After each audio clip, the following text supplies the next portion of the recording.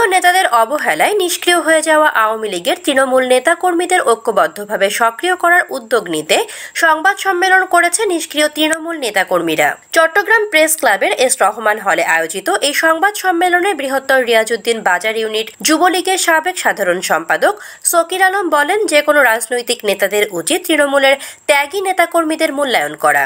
যে কোনো রাজনৈতিক নেতাদের উচিত তৃণমূলের ত্যাগী নেতাকর্মী মূল্যায়ন করা।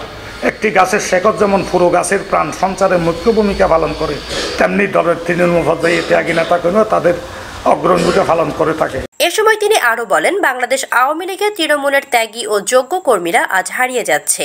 মূল্যায়ন বাড়ছে অনুপ্রবেশকারীদের। তৃণমূল আওয়ামী লীগের রাজনীতিতে দুর্দিনে যারা ত্যাগীর ভূমিকায় অবতীর্ণ হতেন, দল ক্ষমতায় থাকার পরেও তাদের এখন চলছে দুর্দিন। সুযোগ সন্ধানী অনুপ্রবেশকারী হাইব্রিড মার্কার নেতাদের দাপটে তারা এখন কোণঠাসা। হারিয়ে যাচ্ছে চট্টগ্রাম সহ সারা দেশের তৃণমূল আওয়ামী লীগের যোগ্য কর্মীরা।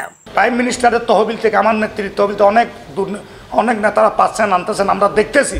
কিন্তু মূল যারা, যেমন আমার বাড়ির পাশে একটা উদাহরণ দিই, 2টা ফ্যামিলি তৃণমূল আওয়ামী লীগের কর্মী, হিন্দু, দেশ ছাড়া ঋণের কারণে, কিন্তু ফাঁসবর্তী যাইয়া দেখি 80,000 গড় পাই, এই পাই, এরা কারা, কী করতেছে না করতেছে, এদের কোনো হিসাব নিকাশ নেই।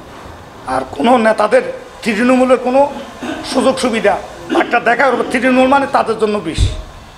যারা এই কষ্ট দেয়, যে এই ছেলেটা, এই দেলোয়ার মাস্টার ছোটোকাল থেকে দেখছি রাজনীতি করে আসতেছেন, উনি ইউনিয়নের সভাপতি ছিলেন দীর্ঘদিন, আজকে তারও কোনো মূল্যায়ন নাই। নুরুল ইসলাম সাহেব দীর্ঘদিন, দুঃসময় একটা সেক্রেটারি সভাপতি পাওয়া যায়নি। উক্ত সংবাদ সম্মেলনে অন্যান্যদের মধ্যে উপস্থিত ছিলেন বৃহত্তর রিয়াজউদ্দিন বাজার ইউনিট যুবলীগের সাবেক সভাপতি সৈয়দ নুরুল আকবর, নুরুল ইসলাম, মাস্টার দেলোয়ার হোসেন, আহমদ হোসেন, মাহমুদুর রহমান প্রমুখ। ডেস্ক নিউজ, প্রতিদিনের কাগজ।